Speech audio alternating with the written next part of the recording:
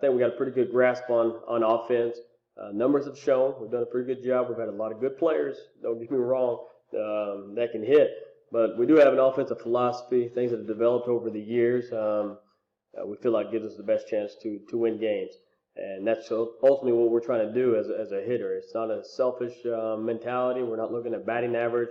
We're not looking at personal success. We're looking at a team offensive philosophy. With that, there's going to be some individual success once you really figure it out.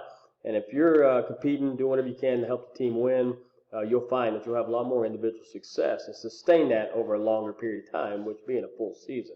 So once you guys understand that, and we talk about this right here, it's a 9-link chain for us. You got 9 guys in a lineup. That's important, and nobody can break that chain. If you have one guy break that chain, it's going to be very, very difficult to maximize your offensive potential, which is scoring runs. That's what we're trying to do.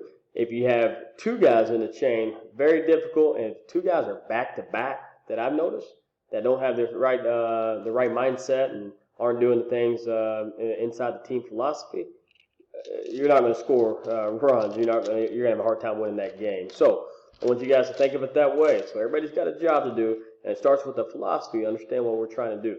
So 9-link chain, and we can't break that. The stronger this chain is, the better off we're going to be. So I want you guys to understand that we do have an offensive philosophy.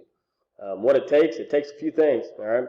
You got to have an open mind, all right? So you got an open mind. You got to put ego to the side, understand, ask questions if you need to, because you got to believe in what we're trying to get accomplished. You got to listen, and you got to think. We're talking about offense. You're talking about base running.